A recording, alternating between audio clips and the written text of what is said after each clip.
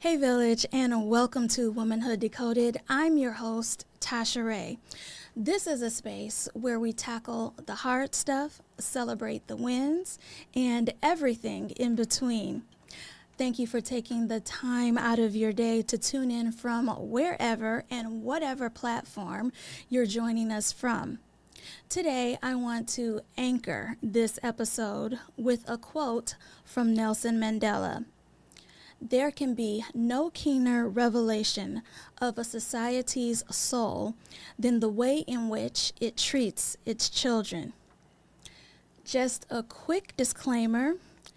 The themes and topics discussed in this episode are for a mature audience and aren't for little ears. So take a moment to find your earbuds or headphones because today we're gonna go deep. Also, be gentle to yourself and take breaks when needed because we cannot afford to ignore these important topics just because they are painful and difficult. I am extremely honored and excited to have a guest who is doing the work to bring light and awareness to one of the darkest corners of our society, trauma and abuse. He is an expert in the field, bringing more than 20 years to this work and now leads seminars and trainings to bring awareness and hope where it's most needed. Welcome to the show. Please introduce yourself to the audience. Thank you, Tasha. My name is Kevin McNeil. I am a 20-year veteran of the police department in Atlanta, DeKalb County. For 12 of those years, I investigated child abuse crimes. And so I saw a lot, investigated some crimes, and so I'm also an author of several books where I write about it and I talk about it. I'm also an advocate where I travel around the world and the country talking about abuse and talking about how we prevent it, but also how we heal from it, how we heal our communities from it. And so I'm very passionate about the work and very, very, very in tune with how we get involved and not just responding to abuse. Well, how do we prevent it?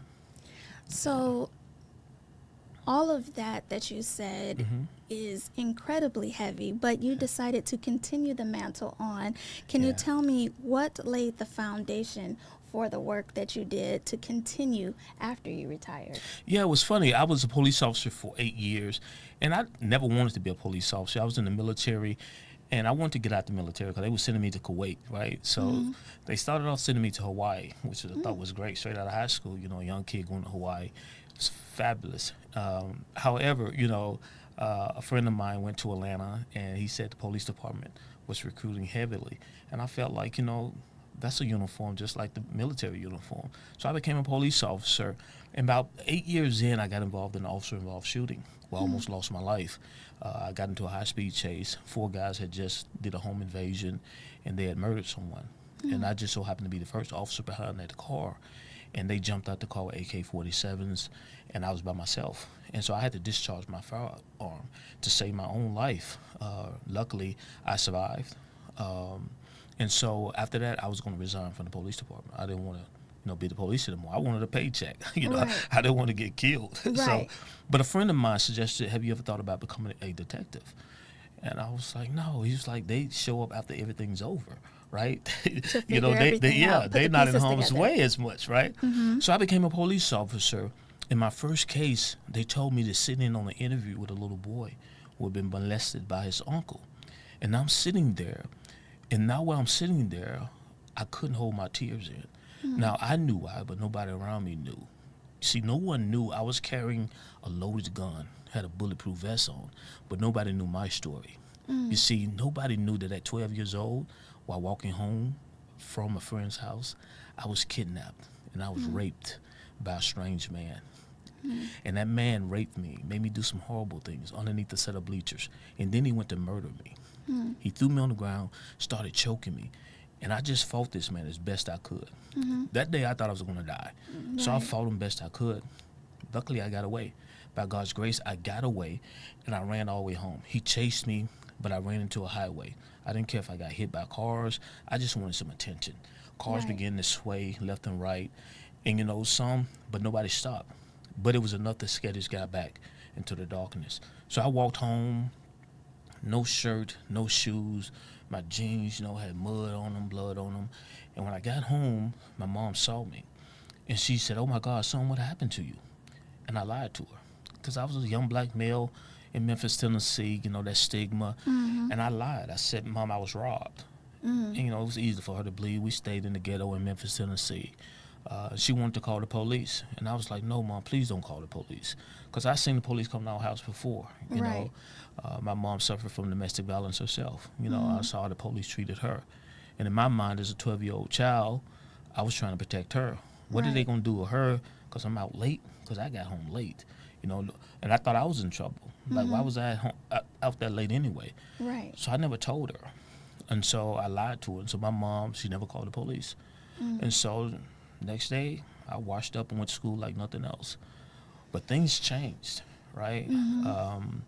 I was a different person then, Before then, I was bullied at school for wearing dirty clothes, smelling, the way I looked. People bullied me, and I would cry and go to teachers and tell them, ask them to stop. Right. But now I fought when you made fun of me. I even stabbed a kid. But you know what they did? They judged me. They said I was a bad kid, So I played football. Ironically, I played football in the same stadium that I was raped in the year later because I had to go to high school, And so I walked onto that very same field and told the coach, I want to play football for you. And I put on a uniform, and I walked past those very bleachers for the next 4 years of my life. Not once did I think about what happened to me, right? So I become a totally different person. So now, fast forward, I'm a detective, right? And now you're hearing a story. I'm hearing the story. I buried this so far down. I've been gone through the military for 8 years. This story, remember I'm playing football. I put this story so far away, I had to. Right. To survive. And so now I'm sitting here. I'm not thinking about this little boy who was raped. But then my first case is a little boy molested by his uncle. And I watch him walk in with his shoulder hung low, his head hung down. And the little boy and me just connected. And all of a sudden, here I am, a police officer. We ain't supposed to cry. Right. And I'm sitting there fighting back tears. And then I watch something miraculously happen. As a police officer, they taught me how to interview suspects. Right. But nobody taught me how to talk to victims. And so I watched this forensic interviewer sit beside this boy, gave him an opportunity where to sit, didn't tell him where to sit.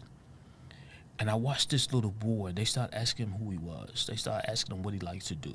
They started asking him what's his favorite color. When was his birthday? Right. And I'm thinking, man, when are they going to get to what happened to him? Right. But they were showing this little boy, they cared more about what happened to him, more about who he was. Than what happened. Rather than what happened to him. To establish a rapport. And I watched this little boy get resurrected right in front of me. They gave him his agency back. He knew he was in charge of his story. They were not. And I'm sitting there, tears start rolling in my eyes, and I'm thinking to myself, because nobody knew as a police officer, I was going home, I was hiding my weapon from myself. Right. Because I was thinking about killing myself. Nobody knew I was drinking myself into a stupor. I was addicted to alcohol. I was using sex as a numbing tool. Right. I would hide my service weapon in my closet, get drunk. And the reason I hide it in my closet because I would walk to my closet. In the space between my closet and my bed while I was drinking, I had enough time to think about my mom. What would happen if I killed myself? And I would turn around and say, I can't do this. But that day when I saw that little boy, I saw that interview, I said, I got to go get help. That interview saved my life. And so I'm thinking, oh my God, this can't be a mistake. This got to be a godsend. This can't be a mistake. This can't be a happenstance. Like, this forensic interview wasn't for me. Right. I mean, it wasn't for this little boy. It's like God used all this to get me to my forensic interview. Get you to a certain place. Yeah, because I'd never heard of a forensic interview.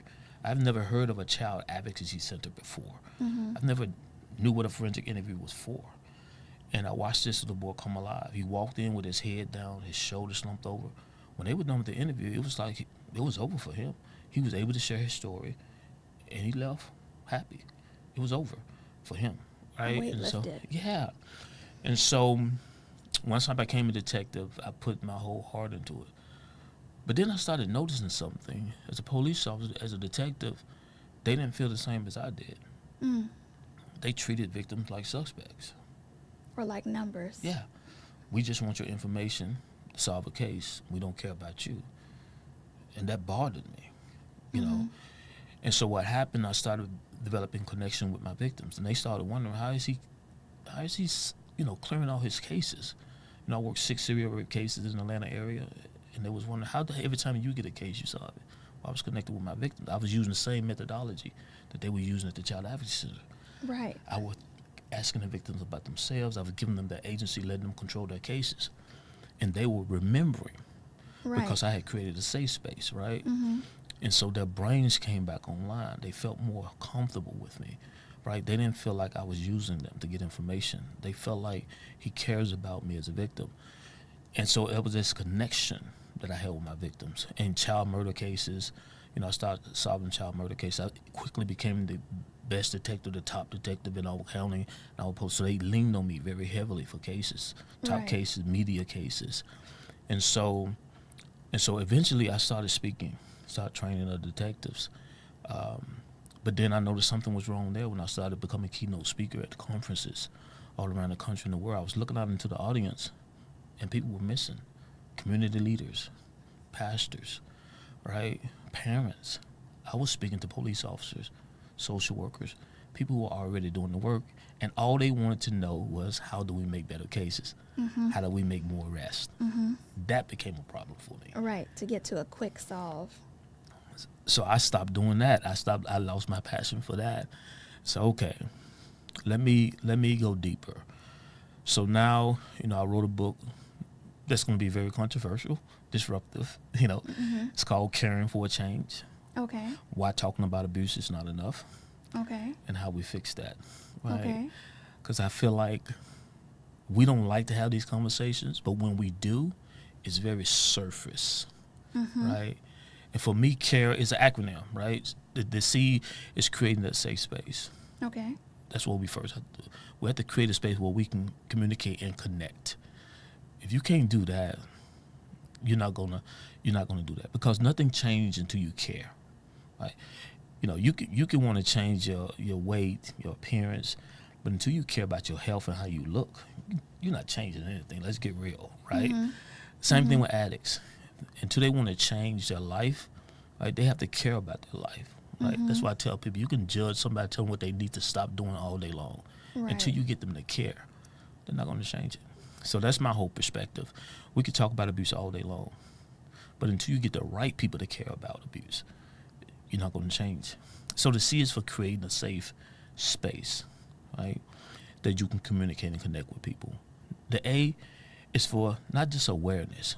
We're aware abuse happens, but you have to acknowledge it, right? You have to acknowledge it. Right? We can sit in the room all day long. It's like the elephant in the room. If nobody says, hey, there's an elephant in the room, nobody acknowledges it, right? The elephant can sit there all day long and nobody's going to say anything. We can walk out of here with nobody acknowledging it. And that's what's happening today. We know abuse happens every 10 seconds here in America. We know children are coming to school, and that messes up their ability. We know about ACEs. Adverse childhood experiences study says that it messes with the development of the brain, the learning abilities of children, right? And so behavior, right? Crime, right? But and the connections. Yeah. So we wanna arrest the problem, punish the problem, and not deal with it. We think it's easier. In fact, it benefits those in power, right? That's why the book I write is so disruptive, because when people in pain, they consume more. Science has already proven this. Right. So if I can keep you in to pain, try to numb the pain. Right.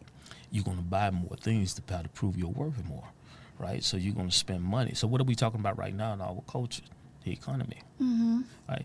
But if I can keep you traumatized, you're going to buy more shoes, more clothes. You're going to think you need bigger and better cars, right? You're going to buy alcohol. Everything except for healing, therapy, right? So I can put liquor stores in your community, right? I could put all these things you think you rent to own stores in your community. I'm gonna put things you think you need to kind of numb your pain, but I don't want to heal your pain. I'm gonna even put churches, right? So I talk about that in the book a lot. And so the A is for acknowledgement, not just awareness. And the R is for responsibility, right?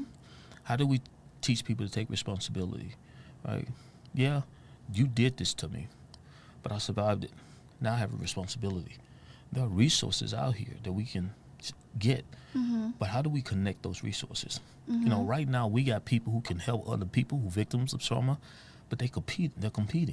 You know, they're competing for doctors. You know, for dollars. And there's, we help people do this. Well, we just help domestic violence victims, or we just help women, or we just help men. So they're competing, right, and not connecting, right. And so what happens is, as a victim of abuse, what I feel like, okay, it's their job to help me, but I don't have a responsibility to seek out the resources that can help me. So what victims feel like, okay, there's a lot of resources, but I don't know where to go. So we take the responsibility from the victim, which makes them feel like they have no agency. What do abusers do? Take away people's agency, responsibility, make people feel they have no power. So the same agents that feel like they're helping people, the very thing they're doing is taking away their power. Right? We're going to do everything for you. All you do is just come to us. And you just listen to it. Come to us, right? You Instead have to do being nothing. a part of your own rehabilitation. Exactly. You're not participating in your own healing process. I'm giving you your power back, right? Make you feel empowered, right? And so that's what the E in care is. Now you're feeling more empowered. Empowered through education, because I'm not just going to tell you why you're in pain. I'm going to show you what your pain has done to you, why you're thinking lowly of yourself, why you have low self-esteem, why you can't remember as much as you want to remember, right? Why you keep finding yourself repeatedly in these, cycles of abusive behavior, abusive relationships, why you're drawn to abuse, right? Right. And so that's why I tell people it's important, right, to understand education behind the trauma, because you're just telling people to stop. And I do that a lot with church. You keep telling people to stop behaviors, but you don't understand the why behind the behavior, right? In general relation, a lot of us are carrying traumas that we didn't create, right? And so that's been my passion now. I don't want to just talk about abuse. So when people invite me to speak, my goal is what is the purpose of the conversation? Are we trying to change people, or are we just having a conversation because it's Child Abuse Awareness Month, because you want to check the list, right? And Kevin McNeil no longer does that, right? Right. I don't want to do that anymore. In the African American community especially, we'll allow people to build gyms in our community, but we won't request that they build therapy offices in our community and attach that to our communities, right? We'll pray about things, but we won't say, how do we provide steps to say, how do we get healing? How do we acknowledge this generation? And then things and people end up falling in between the cracks. Yeah. Nobody wants to talk about this has been in our family forever, right? And we swept it under the rug. And no one wants to talk about the mental illness that's associated with the trauma, right? That's followed through our, line, because we haven't discussed. Because silence leads to sickness, right? When we don't discuss things, and science has proved this. It metastasizes. Yeah, it metastasizes, right? Epigenetics, right? The environment turns on certain genes, right? And so our brains wires itself based on our environments. So if you're growing up in an abusive environment, right, you may think it's culture, but your brain is wiring itself to survive that environment. So when you got children who grown up around abusive environments, and so you may think it's discipline, but if you're spanking and punishing and hitting your child physically, you're teaching your child violence. How you solve conflict is through force. So now you wonder why our kids are going through neighborhoods. When someone looks at them differently or look at them wrong, The first thing in their mind is to go back to what they know. the brain says you can't accept that because that's a threat on your life. That's a threat to your respect. Culturally, you have to respond in a violent way, because I was brought up in a culture, if you didn't, that was a threat to your existence. So we're training our young youth that violence, it's in the music. You listen to it. Certain music, I say this and I get in trouble for it. You listen to some of our music, look how we degrade our women. What other culture does that? Right? Degrade our women, the ones who nurture our children. We call them names. We put them in videos and make them look like objects. Then we wonder why human trafficking is a problem, right? And when I investigated human trafficking, the first thing the trafficking victim tell me is this person made me feel special. And then when it comes to the trafficking topic, people often think that it's something that happens elsewhere or overseas, as opposed to what's happening in our own backyards. Yeah, I grew up in Memphis. You know, I tell people, you know, Memphis was a city that killed our king, right? And prostitutes our queens, right? And so Memphis was known for pimping. When I came up in Memphis, that's the words we call, you know, you a pimp. Right. And so, you know, the home of 8 Ball and MJG, you know, the song that, you know, that became famous in the movie, you know, It's Getting Hard Out Here for a Pimp. Right. 3-6 Mafia, right? Got an Oscar for that, right? That Queen Latifah introduced, right? And so the irony of it, what they give us Oscars for, right? And so it's the messaging. And so we have to have these conversations, and we have to be honest, and we have to be willing to again, the A in the care, acknowledge that what part of this, what responsibility we have in stopping this cycle of abuse in our communities.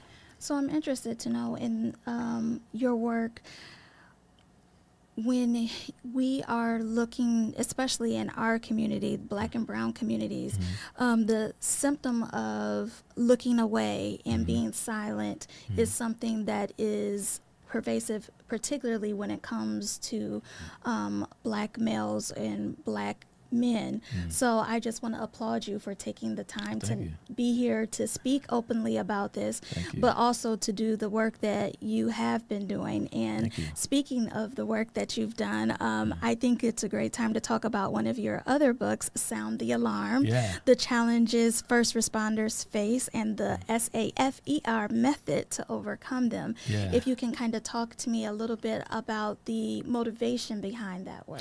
Me and my wife wrote that book together, and I wanted to sound the alarm on first responders because doing the work of trauma, sometimes as a speaker, you read about trauma, you experience it, you get enmeshed in the community of trauma. And my wife is a nurse, and so she understood her traumatic field, and I understood mine as a police officer. But when we came together, right, we didn't know how to be intimate, or we didn't know how to talk to each other, because I didn't want to hear what she had to say at work. She would come home and say, baby, we had a rough day at work. Kid was crying.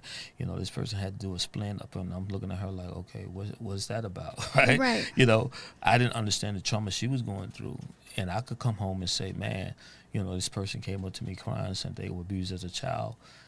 She may not have understood what I was talking about. Whereas a detective, I could have said I had this case that really bothered me. And so what I didn't understand, each of us carried our own traumas, right? Even as a child, she had her own childhood. You know, when I go to airports today, you know, one of the things I do is not just people watch. I look at people because everybody has a past. And a story. They got a story, right? And so what I don't get to determine what's traumatic to you, you do, right? So in that body is experiences that people have experienced. And so when people come together, particularly first responders are taught to put their issues, their emotions, how they feel at the door, right? To serve other people. And so for a lot of first responders, they don't know what it feels like to be cared for, right? So married couples, that's one of the things me and my wife struggle with a lot. Like, let me get that for you. I got that. You know, no, I got it. So we constantly battling with each other. Like, you know, you ask her, you know, she'll tell you, like, I got it. We in the house battling who got what, right? We don't know how to allow each other to be cared for. And that becomes a problem. So I wanted to sound the alarm in first responders, like, who's caring for us? Who's doing the things that we need? Who's taking care of the ones who taking care of other people? You know, and so the whole thing was, you know, instead of treat others like you would be like to be treated, it's like treat others like you treat the people you know, care for. And so they're like, oh, I never thought about that before, right? Because you rush to help other people, but we put ourselves last. And so that's why we wrote that book together. We wanted people to understand that relationships and intimacy kind of suffer when you become a first responder. And the numbers were telling the story. A lot of divorces. Right. There were wives who, and even husbands who didn't know their spouses were suffering, and come home one day and see a suicide note, and they said, I had no clue. And but the signs were always there. Right. Oh, I saw he would come home and just go down to the basement, pop open a beer, cut on the TV, right?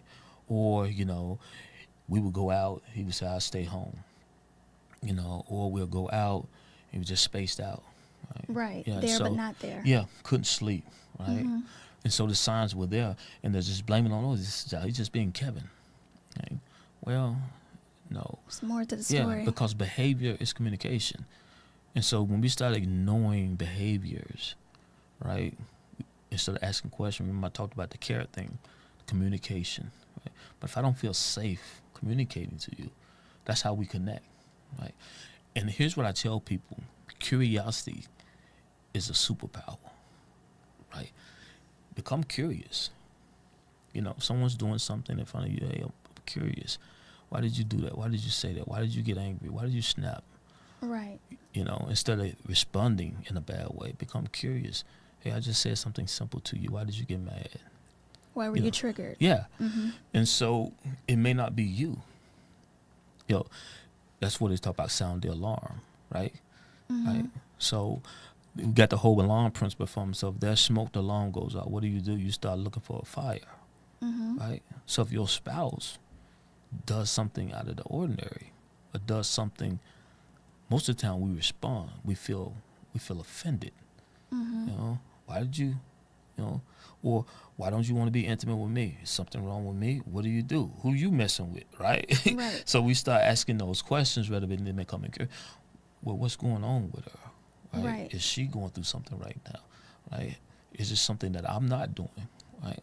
Becoming curious, because becoming curious, it starts a conversation, and the conversation is what create the connection, right? And so that's what that book is really about. We need to sound the alarms by not judging behaviors, right? But by actually becoming curious about them. So, what do you think that we can start to do in our communities to start to break the silence? Because like you said, oftentimes we notice things or for example, going back to the topic of mental health, Mm-hmm. oftentimes we'll have a family member and the conversation will go something like, well, so-and-so was a little off. Yeah, yeah. And Yeah. as opposed to being a part of the solution to connecting Mm-hmm. that person to resources, Mm-hmm. why does it often seem like when we are in our work modes, we are able to quickly identify and Yeah. get people to where they need to go, but then in our personal lives, there Yeah. seems to be a disconnect? Yeah, it's because we don't want to sit with our pain. And so I often tell people, if you want to heal, you have to sit and face your pain, because your pain is where your answers are, right? I do this a lot with church people. I draw a circle and I put Kevin in the middle of the circle, and I ask them, in this circle, if you had to guess where God was located, where would you guess? And they'll say, oh, just on the edge or outside. So no, he's in the middle, right? So if you want to find God, you got to get in the middle of the circle with him, right? You can't locate God outside of pain. I'm working on a book now called Sitting in Our Trauma, discovering God in your pain, right? Right. So the same thing with trauma. It's the same thing with the answers to your problem. Your problem doesn't rely with, you trying to run around or trying to, go around your pain. It is you sitting with it, being honest with it, looking it in the face, and let your pain teach you the path to your healing, because your pain is the path to your healing and your purpose. So to do that, some families are going to have to come together and be honest about, hey, we're not a family. Why? What did grandpa and grandpa not do? And one of the things I noticed in my family, I saw a picture, my grandfather was never, emotional, intimate. One thing I noticed, he never visited my mother.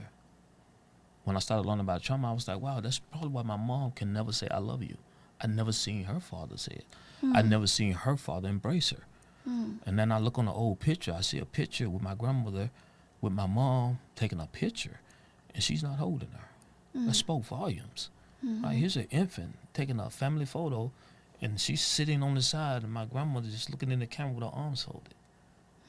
Right, that spoke volumes to me. Right. What did that? There was no emotional. Now it explains my mother. It explains how my mother raised me. Right. So now instead of blaming your mother, getting angry with your mother, you realize she did the best she can with what she had. Now you got to go back and say, well, what happened to her mother? Right.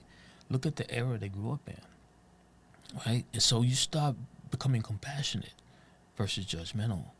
So now you're dealing with forgiveness, because the second book in my series with trauma is forgiving your trauma, right? So now how do we forgive trauma? So that's why Jesus pays really, really a lot of time on forgiveness, because when you can forgive trauma, then you can rise above it. That's the only way you can rise above. That's the only power. That's why children are so resilient. It's because their ability to forgive is right. The children don't hold on to grudges. We do. Right? Children fight with the kids one day, and the next day they best friends again. Right? They still playing, right? So, and so I wrote that series. I'm writing that series to help people understand, there's a process to this. We want to do this in the African American community. Just think about why there's so much crime in the African American community, and connect that with your pain. Connect that with pain that we never dealt with, right? Slavery. We constantly blaming people for slavery, but we never sat down and said, what did slavery do to us? We'll say they enslaved us, they hung us, they raped us, they took this from us. And then we'll say they need to fix us. And we won't say anything about what do we need to do to fix us. Right. We're waiting on them to fix us. We'll talk about reparations, we'll talk about the government, we'll march, but nobody says, what are we going to do? It's almost as if there has to be a headline to get something to happen. And then after that momentum stops, then it's the silence again. And so what I'm interested in is, what can we start to do in the gaps? And I'm also interested to know that when you are speaking and giving your seminars, do you notice that there is a need for other people such as yourself, as far as Black men, to take the lead? Do you often see that there's more women when you are giving your speeches, or do you feel that it's evenly displaced between the genders? Definitely more women. And that's the attack of the people in power. They prefer the women, because what do Black men do? Let's be honest. We degrade our women. I mean, look at the most powerful structure in the African American community is what? Us. It's the church, right? What do the church say about women? That Black women ain't supposed to preach. That's the main message they give.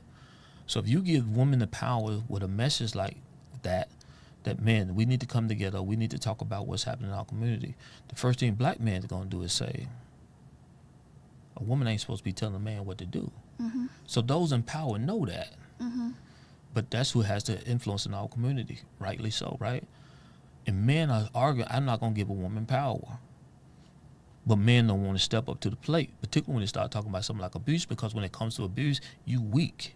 Why would a man talk about abuse? Right. You shouldn't be talking about abuse. You should be strong, resilient, powerful. So it's a catch-22. If a man like me talks about it, I'm weak. First thing I get when I start sitting up on stage, start talking about being raped, guys was like, man, how you talk about that? Right. Like, I get women applaud me, but men be like, I don't know how you do that. They'll applaud me in secret. Right. But they won't ever come up to me and say, man. Right. Or the men that do it, they gather other men who've been victims themselves, right? And so they look like a club of men who've been abused. And so it now look like, so you get men who look like they're being, a group of victims. Right. Rather than men in power saying, hey, this has happened to more than just us. And it's happened in more than just sexual ways. Right. It's happened in multiple ways. And so I think what we have to do is partner with our women. And we may have to ride the coattails of our women, Because to be honest, black women have power in our communities. And men, we have to humble ourselves and not try to compete with them and say, hey, they have the power. They got the voice, right? Let's learn from them. You know, years ago, I went to a women's conference. I said, I want to know what they know because they powerful. You know, people looked at me crazy. I went to an Oprah's conference. I was like, I said, first of all, I was single at the time. I said, first of all, there's nothing but women there, right? I said, second of all, they pack the house and women will support, right? Unlike men, right? And so I was like, they own to something. I said, they pack churches, they pack conferences, they own to something, you know. And so, you know, and that's what my suggestion would be, you know, let the women take the lead and don't be, why would you be ashamed of it? Let's learn from it, partner from it, and let them teach us how to be nurturing to ourselves. How do we treat them better? Because they the one birthing the children, right? You know, we got to get out of this toxic masculine, you know, stuff, you know. And so I think that's been part of the problem, right? We have put ourselves in a position where, you know, we're following toxic masculinity. We're to the point where we think abuse is normal, right? So you see people in the media who are doing things to women and they're calling it pimping, and they think it's okay to use that word, you know, and it's not. To call little boys pimps and, you know, to bring boys up. I was brought up that way. The first thing you want to know from a little boy, hey boy, how many girlfriends you got? You know, right. You know, roster. Yeah. So you judge his manhood by, you know, his ability to control women. Right. The number as opposed to connection. Yeah, you don't teach that. A boy, stop hanging around all these women. Right. Don't let a woman beat you. So you automatically are grown up and groomed to have power over a weaker being, which is the woman, right? And so now what happens when you just don't feel that way? When you just don't feel like you have to, what if I want to play the violin? Right. You know, that's not football. Right. It's not a masculine, a sport where I have to use my body to punish, right? I'm using my mind, my brain. Now I'm going to get made fun of because I like to study. And so in the African American community, we have to first sit down and say, hey, what did we do or not do that allowed us to remain enslaved?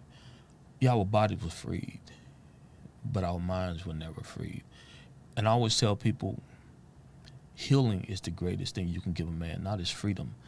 Because you can give a man his freedom and don't heal him, and he'll become his own oppressor, right? Because he'll be a free slave.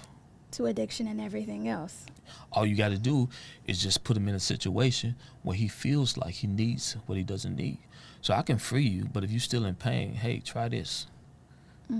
Now I just got you hooked on something that you didn't need, but you free physically. But now I just got you hooked on a drug called success. I got you hooked on a drug, right? Just numbing the pain. And that's what it is that we have never dealt with our traumas. We never dealt with the trauma of slavery. We blame it on other people. We know it exists. We can talk about, if you notice when it comes to a lot of African American discussions, we always talk about our history, not our future.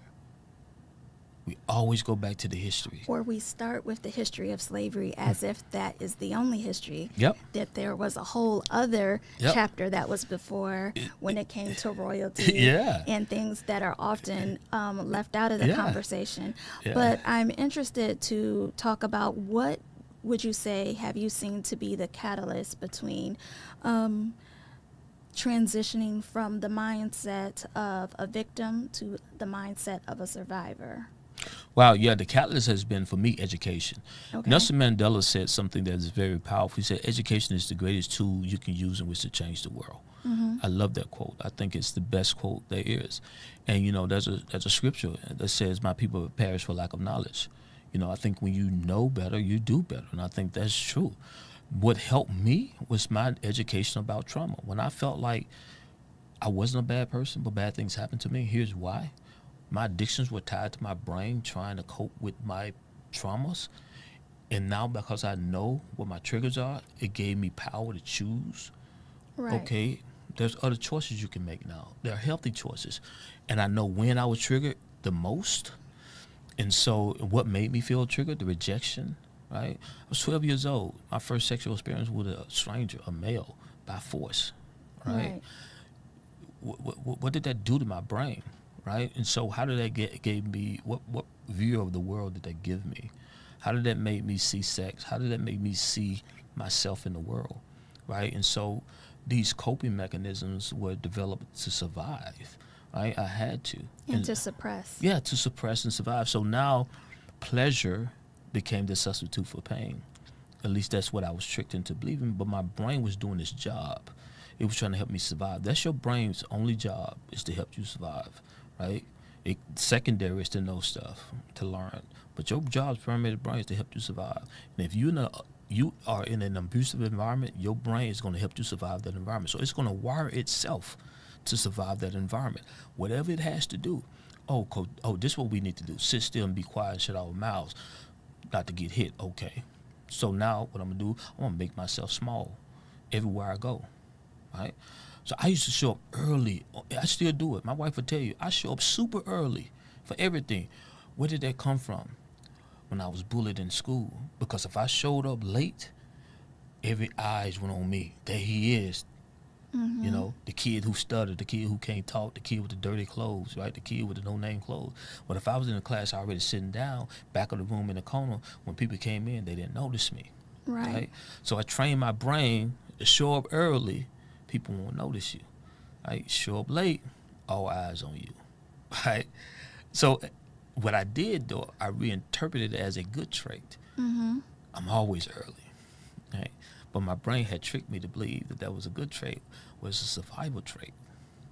And so a lot of us have learned to cope and not thrive. A lot of us are still surviving. We don't know how to thrive. So how do systems, legal, educational, and medical, support or either further traumatize survivors? And what reforms do you believe can be the most urgent in switching the narrative? Oh, man, that's a good one. Yeah, our care systems are not meant to heal. Our care systems are meant to keep you in a cycle of pain. They benefit from it. From pharmaceuticals? Pharmaceuticals, nothing. If you think about it, what medicine heals you? Can't really think of anything unless you have a whole other lifestyle of prevention as opposed to... Prevention will, but medicines don't. Medicines numb the pain. They keep your symptoms at bay, but they never heal the pain that causes the symptoms. And it's designed that way. That's just like trauma. Let's deal with diabetes for a minute. Scientists have realized that the brain needs a lot of calories, sugar, in order to operate. The brain it's 3 pounds, but it uses more calories than anything else in your body, right? And most of that needs carbohydrates or sugar, right? That's where it gets most of its energy. But stress causes a lot of your energy consumption. Stress and anxiety. Well, if I'm always anxious, I'm on 9 or 10 all the time, I'm fearful, I'm in survival mode, I'm burning a lot of calories. So what the brain does, the brain is smarter than you. Your brain is smarter than you. Unconsciously, the brain gives you cravings. The brain knows what it needs to survive. Remember I told you your brain wants to survive more than anything. So what does the brain do? You got food choices. So what does the brain do? Do you eat broccoli or do you eat a donut? Which one has the most sugar and carbohydrates? The donut, right? So the brain's going to give you the craving for the donut. So now you're thinking you're eating something you want or desire, but the brain says, no, we need this because you're always on 10. I can't survive in this state and you eating broccoli. Right. So now what do companies do? They put restaurants like McDonald's and Popeyes and Wendy's and Burger King. They put all these restaurants in reach where you can get them. And you have a food desert. There's no Whole Foods in the hood, right? So now, not only are you craving them, they're more accessible. The prices are more affordable, right? And so now the image thing, you know what? I don't like the way I look. Because society says I need to look a certain way. I need to wear a certain thing. Oh yeah, I need these Jordans. Cause besides that, unless you wearing this, I got to stress my mom out, my parents out to buy me these because the kids at schools.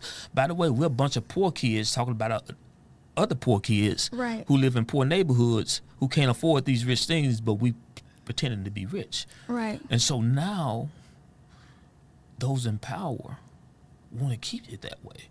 Because as Then long we as become consumers instead of creators. that's what trauma does. The more pain you're in, the more you consume. I mean, think about it for yourself. When you're stressing out, that ice cream look good. You know, when you ain't that stressed out, you make better choices. I mean, just think about it. I go to the gym more when I'm not stressed. All right. Now, some people might use the gym when they stress, right? But they may do other bad things, right? Because when you stress, you start looking for ways to feel better, to work that stress off, right? And so those in power know. Look what we're talking about now, the economy, right? We're talking about how do we get the economy, and what the economy is based off is people spending. And their fear is if you stop people from spending, the economy is going to tank. So how do you keep people spending? You keep them in pain. Keep them sick. Yeah, you keep them sick. And so I get in trouble all the time because I say, you know what? I know y'all said Jesus was killed for sins, but listen what he's doing. He's healing people. When you start healing people, you get the attention of those in power because now they bypass the whole pharmaceutical, they bypass the healthcare system, right? They bypass the power structures because people start making better choices. You know what? Maybe I don't need this medicine. Maybe I do herbal. Maybe I start eating better. Maybe I start growing my own garden. Maybe I start saying, you know what? Maybe we don't need your gym. Maybe we need a counselor. Hey, church, you want to build a church? How about instead of a gym, how about putting a counseling office here? A counselor, how about doing a certain amount of pro bono for the community? Oh, this is probably what you want to do. Or you want to build in our community a subdivision? How about contributing so much money? Parks. If you want to be mayor, how about building a park? So we have places to walk, green space for our kids. Yeah. Right. So those are the things that I talk about in my book, Care, because we have to get the right people to care. And those are the people who are affected the most by trauma. In the African American community, that's why the 12 Project, the nonprofit that me and my wife started, we talk about that. We talk about when we go into communities, we're teaching ground level people. I'm not teaching from stages where people pay me lots of money. I'm going into communities and I'm saying, okay, if you want me to speak, this is your job. You got to get at least 25 to 50 people from your community. You go get the resources and experts in your community. Until you get those people, we'll show up. All we're doing is hosting. We're going to educate you, but your job is to get the people, the resources, and y'all connect with each other. We're going to feed the people. We're going to bring the food, right? We're using the Jesus model. We're going to bring the food. You gather the people and the resources, and you connect the people, and we want you to continue when we leave, right? And so that's what the 12 Project is about. You know, it's based off Jesus' model, the 12 disciples, when Jesus called the 12, you know, to heal the people. And so I said, you know, me and my wife said, you know, I can speak from stages all day long, but I'm preaching to the choir. Unless we get the right people to care about the problem we're trying to solve, nothing's going to change. I was doing some research for this episode, and I found a few sources that were saying that people don't often report abuse, not even the first or the second time. I was wondering, is that something that you have found to be true? And if so, what can we do to try to change that? Definitely. We have to change culture for that. Because if you think about it, we don't live in an abuse-friendly culture. When people, we give the people who abuse the abuser the benefit of the doubt, and we blame the victim. If you think about it, I mean, just think about the judicial system, right? The victim has to tell their story in front of a bunch of strangers. They have to in order to get something done. While the person who did the abuse has the right to remain silent. I mean, just think about that for a second. They don't have to say anything. Now, for a child, most children, in my experience as an investigator, right, and as an advocate, most children disclose their abuse because a behavior. For instance, a child may get into a fight at school. And they get pulled into the office and they get asked about the fight. And the child may say, well, I got into a fight because they talked about how I smelled. And the only reason I smell because I'm bleeding down there. And they may ask, what do you mean you're bleeding down there? Well, I'm bleeding because my uncle does things. Well, wait a minute, why your uncle? The disclosure will come out that way, right? Right. Most children don't just come out and say, this is happening to me. Or they'll have someone like me come to their school and I teach about abuse. And after I teach, they'll say, hey, that happened to me. Most children don't just come out and disclose.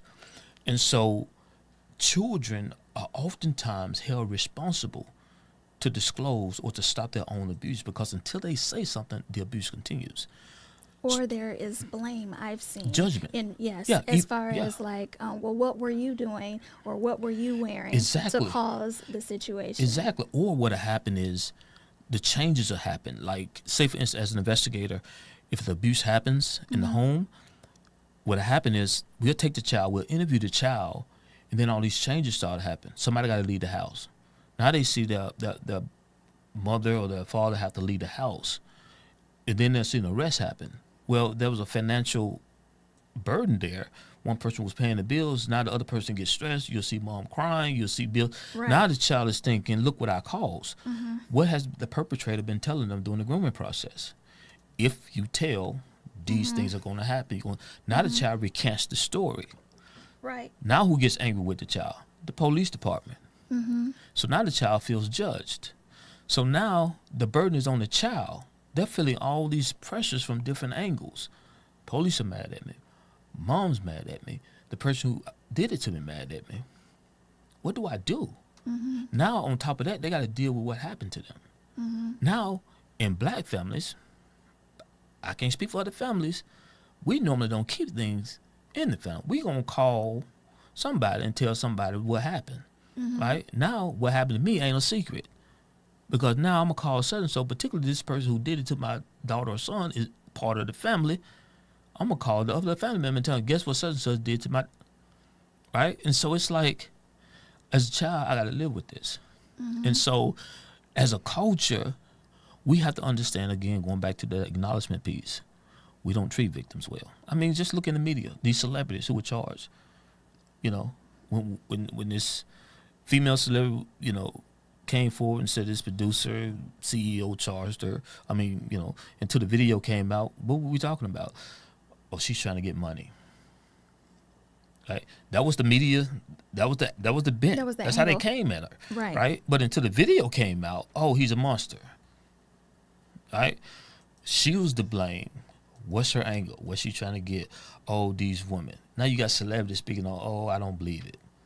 Right? You are voicing the community. You're a celebrity who kids look up to and follow. And the one time you speak on it, you're siding with the abuser. Either be quiet, right, or speak on the victim's behalf. Right? But you go on live and you speak on the abuser. So you got all these kids and all these people who follow you taking your side all because of who you are. And so it's like even judges, the way they sentence abusers. This lady in, I think it's Connecticut, who left her son in the attic. Right. The kid who had to burn down the house. I think he gave her an ankle bracelet and let her go. I mean, what does that communicate to an abuser? I mean, I use this from the stage. I use this as an example. I said, I'm from Memphis, and I said, imagine being in a hotel room, you're a human trafficking victim, and you just slept with probably 10 men. And your pimp comes in and tell you ain't made enough money yet because you ain't made your quota. And you sitting there, you're tired, you haven't eaten because they hadn't fed you, and you want to get some reprieve. So you go in your hotel room, you turn on the TV, and guess what's on the Oscars? And you're like, oh man, I love the Oscars. And plus my hero, my shiro is going to be like Queen Latifah. I love Queen Latifah because she's the one who said, who you calling up? Bitch. You know, U-N-I-T-Y. Right. That's my girl because she stand up for women. And then she stands up. She's going to present the Oscar for Best Record in the movie or soundtrack. And then they announce the nominees. And guess what? She pumps her fist at the winner. And guess who the winner is? It's getting hard out here for a pimp. And Queen Latifah starts pumping her fist in celebration. And the camera scans the audience and all these celebrities on their feet clapping. I said, how would you feel if you was that victim? I said, imagine that. you got the world watching, and they cheering a song that said it's hard out here for a pimp. I said, if you were sitting in that hotel room, how would you feel? That the world don't even recognize you as a victim. That's where we at now. Human trafficking get a lot of attention today, only because, right, it makes media, right? Gets clicks. When people ask me, "Oh, you the guy that advocates for human trafficking," I ask them which one, the legal or the illegal one. Because we're all human trafficked.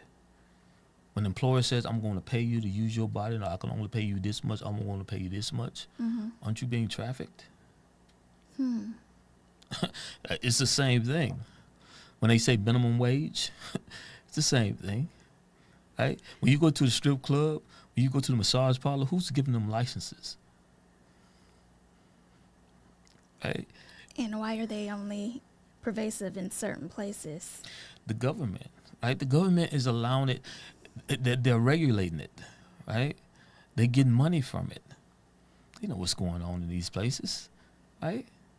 They're regulating it. And so it's like, but that's another thing. Nobody wants to be disruptive to the point where it questions the legitimacy of the government. As long as they can tax it, they allow it, right? These girls dancing on pole, but what do we judge them? We'll go up in there and throw money at them and judge them.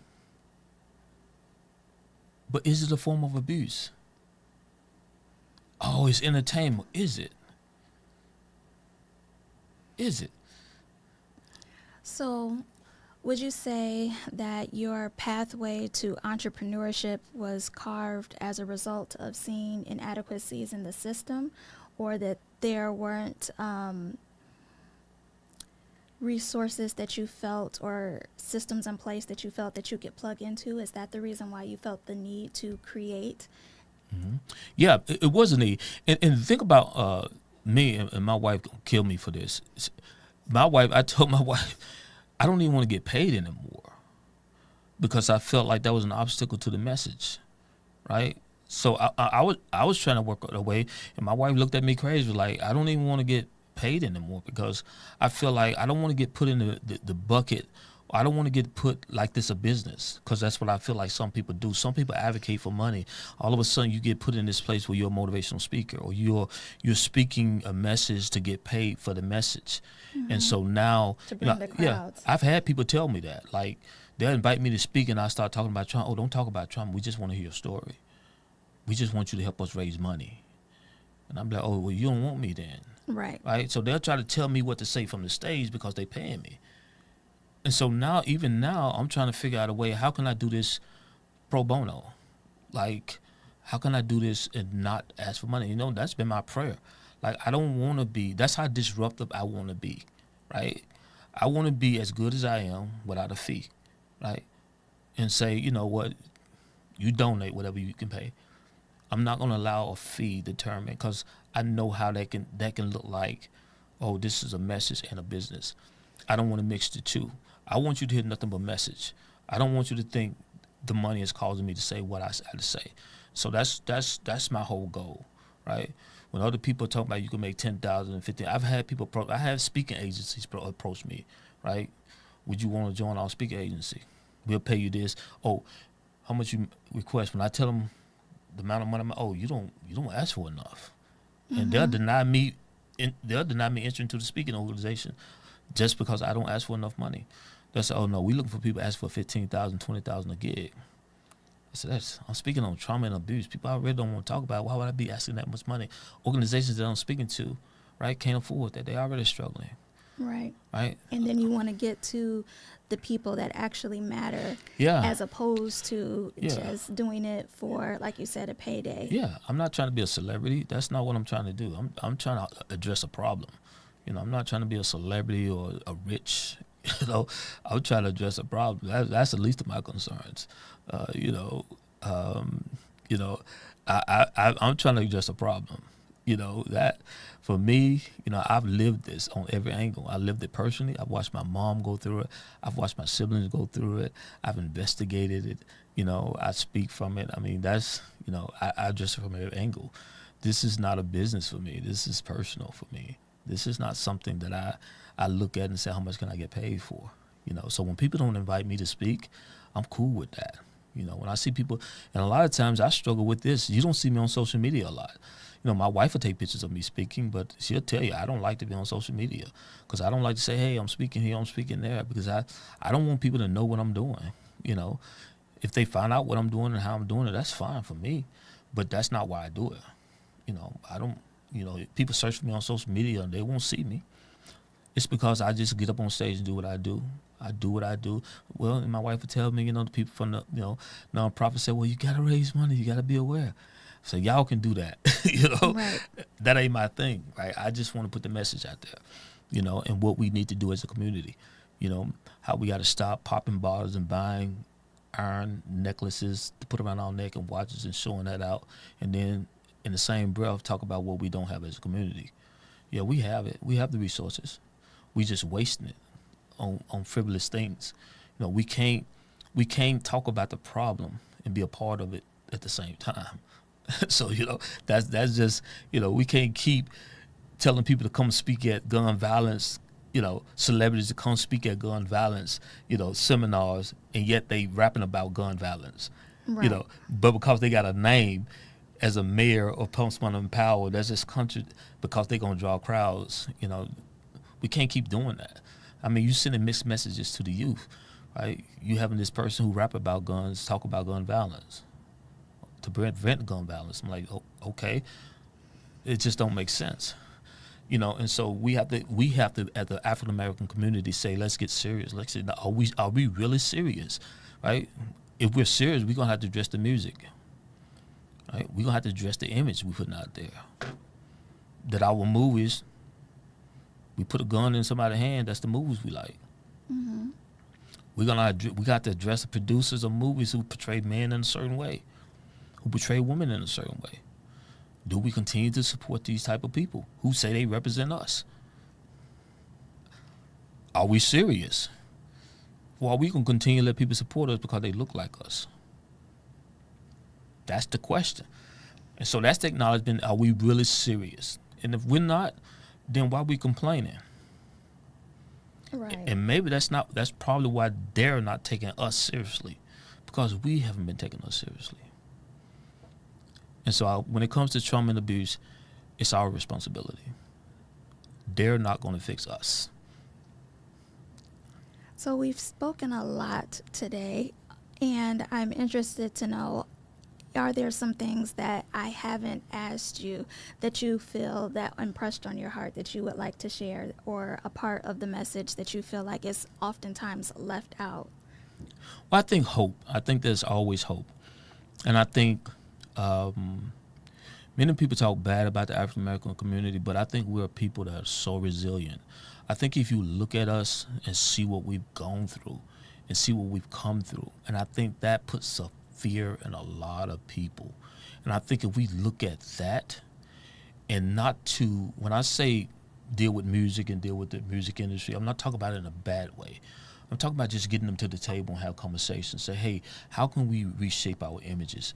How can we turn some of the revenue that we're spending on necklaces and, things that don't really contribute to our worth? How can we start changing the image? It doesn't have to be overnight. Or building businesses, building the economy, as opposed to just, like you said, consuming. Yeah. And instead of talking about police violence, let's do this. Let's say we're going to get lawyers across the country, and we're going to build a lawyer fund, right? And so what we're going to do, we're going to tell the youth, listen, don't fight, get arrested. We're going to have lawyers in all 50 states. That if you get arrested, we got a fund funded by athletes, funded by music artists that contribute to this pro bono fund. If you just get arrested, you feel like you've been violated by the police, get arrested, and we're gonna represent you for free. Instead of making the youth angry in the streets with the police and getting themselves killed, right? So let's do something like that. let's be more positive, and let's when we go to these, we can give away bikes and clothes. We can still do that, but let's start giving away knowledge and education, right? Let's start giving away free counseling sessions. Let's start building counseling offices. Let's start dealing with our mental health, and that's what I mean by addressing the music industry. When people hear me say that, they think I'm coming at them negatively, and let's stop saying this stuff. No, I'm talking about, hey, is there another way?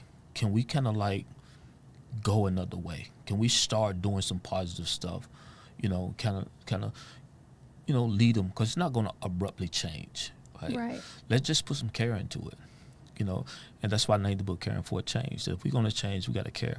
And so let's just start showing our youth there's another way.